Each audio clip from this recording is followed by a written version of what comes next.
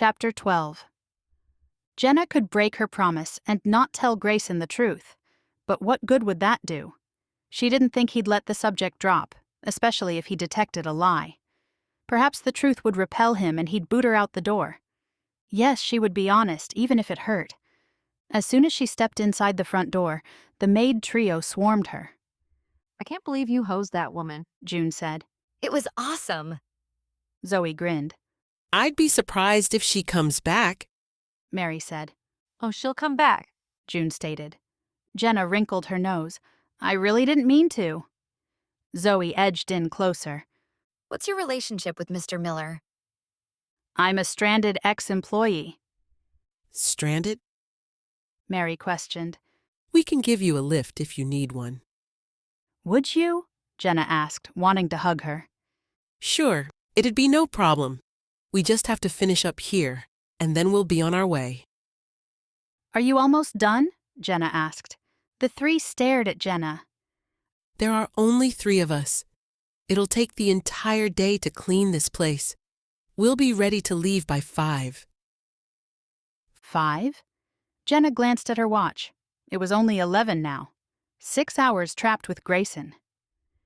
As if he'd heard his name, Grayson appeared at the bottom of the stairs. Come with me, He commanded. Jenna followed mutely. Knowing he was heading to the kitchen, her empty stomach growled. Sit.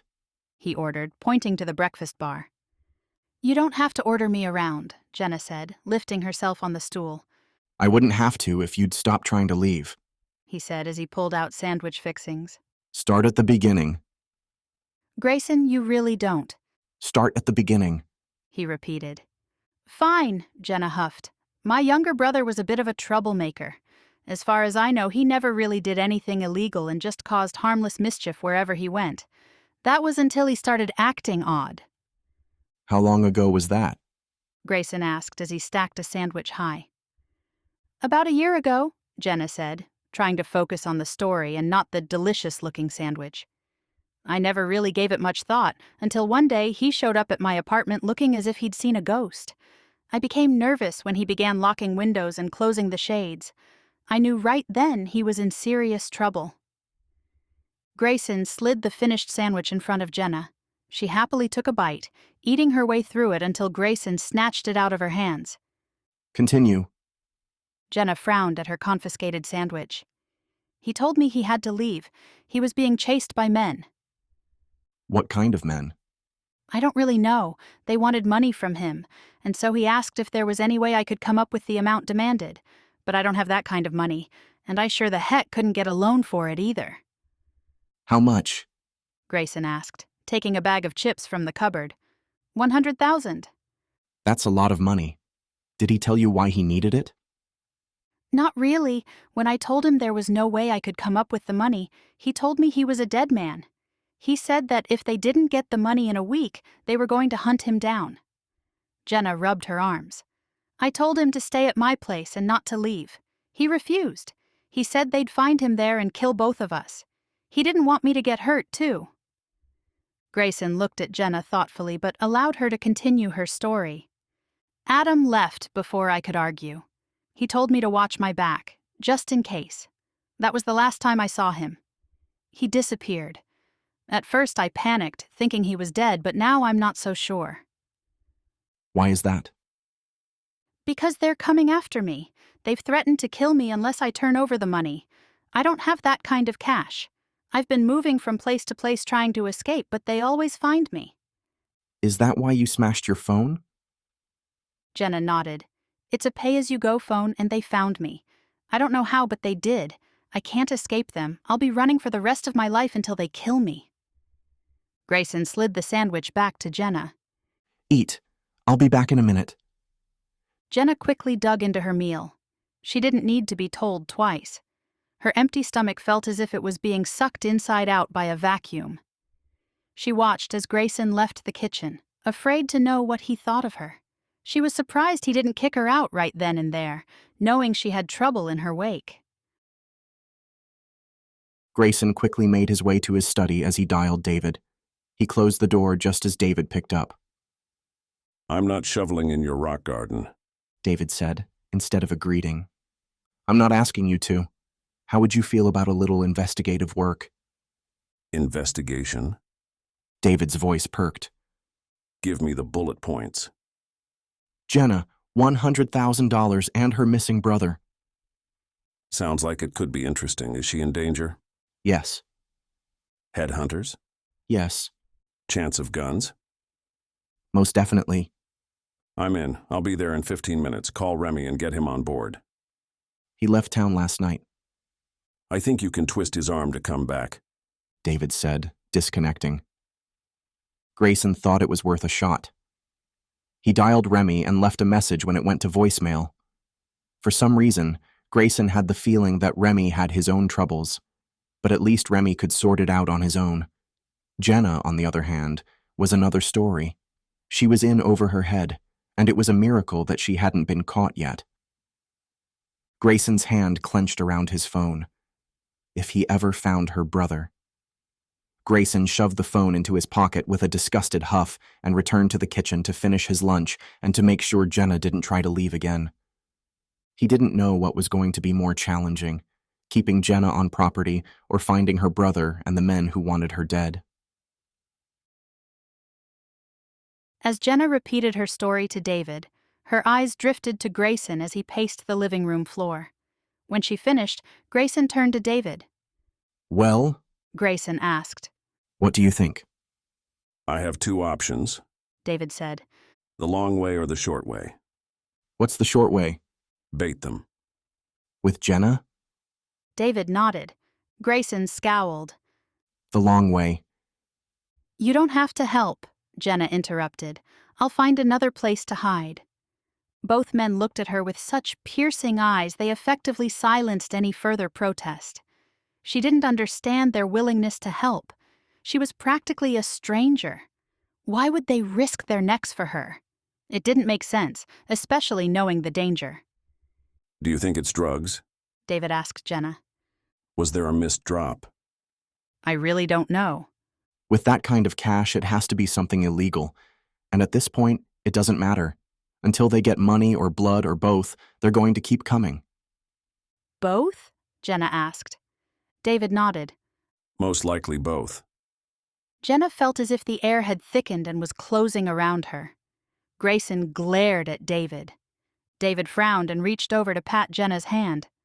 I've never lost a person yet, he said, and then looked to Grayson, who was still glaring. Is Remy on his way? No. I left a message, but he hasn't returned my call. David scratched his jaw. Hopefully he'll call soon. He can't stay away when danger is calling. I think he has his own problems, Jenna said. Grayson looked at her questioningly. I heard him say something on the phone when I was falling asleep, Jenna explained. What did he say? The traitor was back. Are you sure that's what you heard? David asked, leaning close. I'm sure. David cursed, collapsing back in the chair. We'll have to work without him. What traitor? David shook his head. Not my story to tell. Let's just say it's a personal battle for Remy. All right. Grayson said, rubbing the back of his neck. What do we do now? You stay put and I'll go do my thing. David said as he stood. Keep your phone on. I'll have questions for Jenna. What are you going to do? Jenna asked, worried. She didn't want David to get hurt, especially with a baby on the way. Just a little investigating right now. I'll put out feelers for your brother. But what if the men find you? Jenna asked. That's what I'm hoping. He said with a smile. As he headed out, Grayson trailed behind, leaving Jenna in the living room. What do you want me to do? Grayson asked before David could leave. Nothing. David said. Nothing? I can't sit here and not do anything. Work on your garden. David smirked. Don't shut me out. Tell me what you want me to do. What the hell do you think I want you to do? David questioned, looking at Grayson as if he was an idiot. Grayson scowled. He didn't know what to do. Give him a merger or acquisition and he'd handle it, but not this. Have you already forgotten? You've been wallowing in your garden too long. What have I forgotten? You've lost your edge. When the casino was in trouble, you acted. When Nadia was in trouble, you acted. I didn't. Not when she needed me the most. You're going to have to forgive yourself. Until then, your job is to protect Jenna. I can't investigate and protect. Grayson nodded. I can do that, I know you can. David said, stepping outside. Just think of her as a project. David teasingly winked and jogged to his car.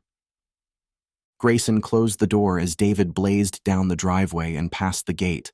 His hand was still resting on the solid wood door when he heard movement behind him. He turned to find Jenna standing, watching him with a look that bordered on sympathy and panic. I didn't mean to listen. Grayson took a deep breath and straightened, letting his hand fall to his side. Don't worry about it. They gazed at each other in awkward silence. What about my SUV? We'll leave it where it is. If it's still parked at the casino, hopefully they'll think you're still there too. All of my clothes are in there. You can borrow mine until we can get them. But Jenna, I can guarantee they're watching your vehicle. They'll spring on you as soon as you appear. Jenna nodded, and Grayson breathed a little easier. If she continued to be this reasonable, it'd be easy to protect her. He activated the alarm and headed for the stairs, stopping when he realized she wasn't following. Do you want some clothes or not? oh, yes, of course. She followed Grayson to his bedroom, stopping short at the door. You can come in? Grayson said, wondering why she was shy all of a sudden. I'll stay out here. It'd be better if you came in so you can see the clothes. Jenna hesitated.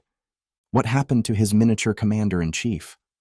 Only 2 days ago, she'd barged into his room like a little disgruntled warrior. Now she wouldn't step beyond the door. Come in, Grayson repeated. Jenna frowned, but did as he asked. He pulled out a drawer filled with t-shirts and sweatpants. Pick whatever you want. I know they'll be too big, but it'll get you through a couple of days. She looked down at the drawer. I'm really sorry about this. I didn't want to involve you. I know you have more important things to worry about than my problems. Actually, he didn't.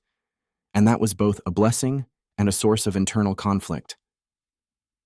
I'm happy to help, he said, realizing that he meant it. Jenna scanned his face. Apparently, she had a hard time believing the statement. It was odd.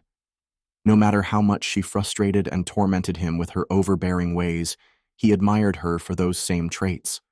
Her drive for success matched his. Her current adrift state matched his as well. Except for height, she matched him perfectly. With a sudden jolt of trepidation and surprised longing, he fell into the nearby chair. What was happening?